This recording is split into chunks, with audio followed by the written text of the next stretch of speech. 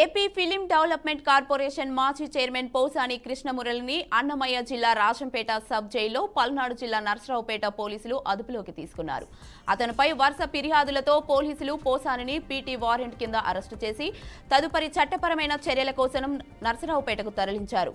ఉప ముఖ్యమంత్రి పవన్ కళ్యాణ్ గురించి అవమానకరమైన వ్యాఖ్యలు చేశారనే ఆరోపణలతో నర్సరావుపేట పోలీస్ స్టేషన్లో పోసాని కృష్ణమురళిపై సెక్షన్ 153A ఐటీ చట్టం 67 BNS 54 కింద క్రిమినల్ కేసు నమోదైంది.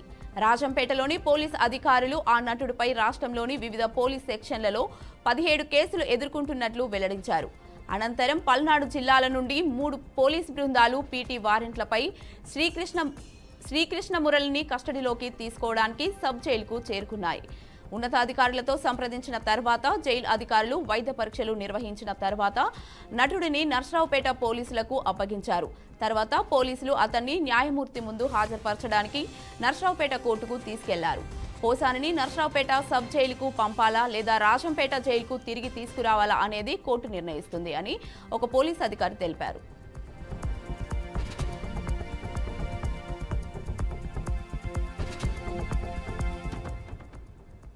ఇక ఇదే అంశంపై మరింత సమాచారాన్ని మా ప్రతినిధి మున్నయ్య అందిస్తారు. మున్నయ్య, చెప్పండి.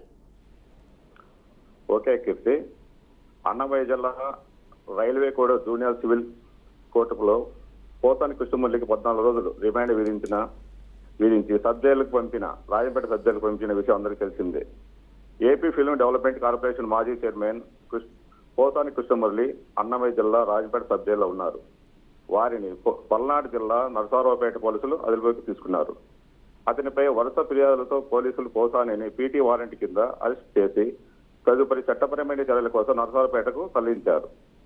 ఉప ముఖ్యమంత్రి పవన్ కళ్యాణ్ గురించి అవమానకరమైన వ్యాఖ్యలు చేశారనే ఆరోపణలతో నరసరావుపేట పోలీస్ స్టేషన్ లో పోసాని కృష్ణమురళిపై సెక్షన్ 153A ఐటీ చట్టం 67 BNS 504 కింద క్రిమినల్ కేసు నమోదైంది.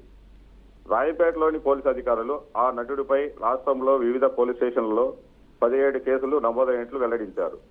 అనంతపురం, పల్నాడు జిల్లాల నుండి 3 పోలీసు బృందాలు పీటీ వారెంట్లపై పోసాని కృష్ణమురళిని కస్టడీలోకి తీసుకోవడానికి సబ్ జైలుకు చేరుకున్నారు. ఉన్నతాధికారులలో సంప్రదించిన తర్వాత జైలు అధికారులు వైద్య పరీక్షలు నిర్వహించిన తర్వాత నటుడు పోసానిని నరసరావుపేట పోలీసులకు అప్పగించారు.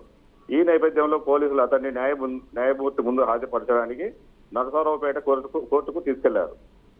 అయితే పోసానిని నరసరావుపేట సబ్ జైలుకు పంపాలా లేక రాజంపేట సబ్ జైలుకు తిరిగి తీసుకురావాలా అనేది కోర్టు నిర్ణయిస్తుందని ఒక పోలీసు అధికారి తెలిపారు.